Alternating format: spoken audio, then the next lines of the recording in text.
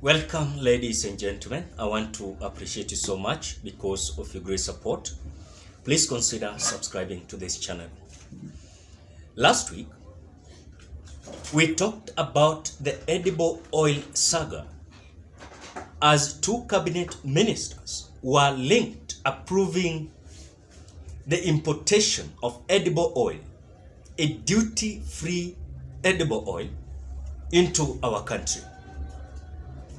As the Cabinet Minister of Investment and Trade and Industry had a conversation and also presented himself before the Parliament, Moses Kuria was even not able to defend himself when it comes to the edible oil saga.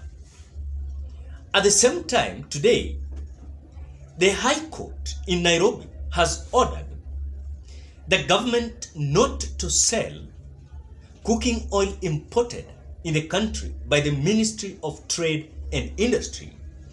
Moses Kuria is in a big trouble, as even he came out defending himself before the National Assembly.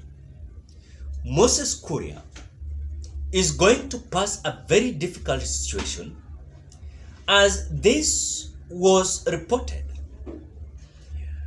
by the Law Society of Kenya, terming that Moses Kuria was not doing a correct thing. I want you to watch the video of Moses Kuria defending himself before the Parliament. Then I want us to have a basis why the court is stopping Moses Kuria to sell the edible oil that was imported. Watch that video, then we continue. Is that 55 million Kenyans depend on 5 companies. If 5 companies collude and they decide to poison, all of us are going to be in very deep trouble. These 5 companies, Mr. Speaker, are Bidco, and I'll talk about Bidco later. There's a company known as Kappa, a company known as Pwani Oil, a company known as Menengai, and a company known as Golden Africa. These companies, they engage in what they call their own version of value addition. The reason that there is the outcry in the media is that, in my honest opinion, is noise sponsored by these 5 companies which I have stated, which have continued to enjoy monopoly, which are using the profits they have made historically to fight our efforts to bring down the cost of living, and who have got a lot of money because they enjoyed this monopoly status. Because if an ordinary person wants to bring in... After watching that video, the reason why court is stopping the sale of the duty-free imported edible oil by the Ministry of Trade and Industry, according to LSK lawyer Dennis Odero, is claiming that it is ironical for Moses Kuria and the government to come out, import the duty-free edible oil in the country, and at the same time we are having our local industries that are manufacturing this oil. As this not only going to affect Kenyans by the prices of this oil, we are being told by the LSK lawyer Dennis Odero that this is going to shut down the factories that is manufacturing this edible oil, and because of the paying high taxes to produce the same oil, is sabotaging the kind of taxes they are paying at the same time to produce an expensive oil that the Ministry of Trade and Industry is duty-free importing the edible oil, and at the same time they are hiking the price of that oil. We saw what happened last week when the NTV told us that this edible oil saga made in few individuals to make a profit of 5 billion Kenya shillings. And this was contrary to the common wananchi, as they were told that this duty-free imported edible oil was to enable the price of oil to be reduced because the oil was going to be affordable to the common wananchi. On the other hand, Odero told the judge that Kenya has no state of emergency or serve shortage to warrant importation of duty-free cooking oil, as the same is readily available from the local producers.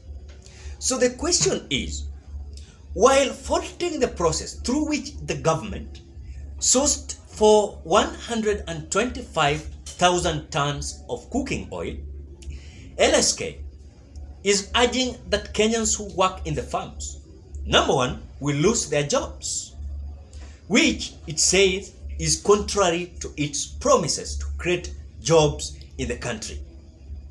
As they are telling us that they were ready to create jobs, remember we have industries that are producing this oil and they are paying taxes. The first thing you must understand, the government is at the same time going to lose taxes from these industries. The common wananchi are going to lose jobs because the oil at the same time is being imported and their industries are producing this oil. It is just like sabotaging these local factories. So according to the respondents, have not demonstrated that the country lacks edible oil. That is what Moses Kuria and the government is not telling us. Do our country lacks edible oil, or that manufacturers are unable to meet the demand for the edible oil in the country? Because two things must be there. One, the country lacks edible oil. Number two is that the manufacturers are unable to meet the demand for edible oil in the country. But in the effect, the duty-free importation of the finished edible oil into the Kenyan market will drive edible oil manufacturers in Kenya out of business. Because what you saw, NTV telling us, the duty-free imported edible oil into the country, it was a deal and a business of certain individual companies that came in doing business, making a profit of 5 billion Kenyan shillings. This was almost to 6 billion Kenyan shillings. And this benefited few individuals, both in the Ministry of Trade and Industry and in the Ministry of Agriculture. So those who are answerable are Moses Kuria and Mintika Linturi.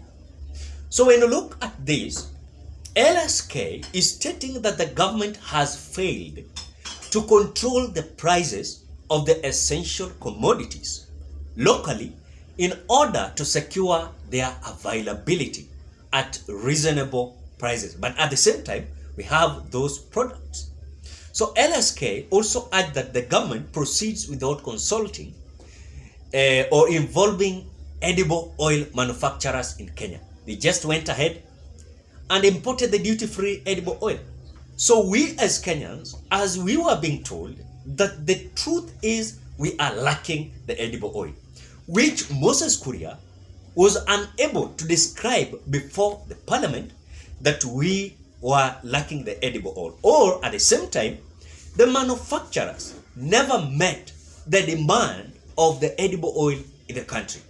So who is telling us the truth? As the court struck out the sale or these individuals to sell the edible oil, is it a good idea? Because at the same time the edible oil is in the country. Are they going to sell it secretly, privately, we as Kenyans not knowing. So it is a kind of confusing Kenyans, as at the same time, this duty-free edible oil is being sold even higher price than the oil that is being produced in the country.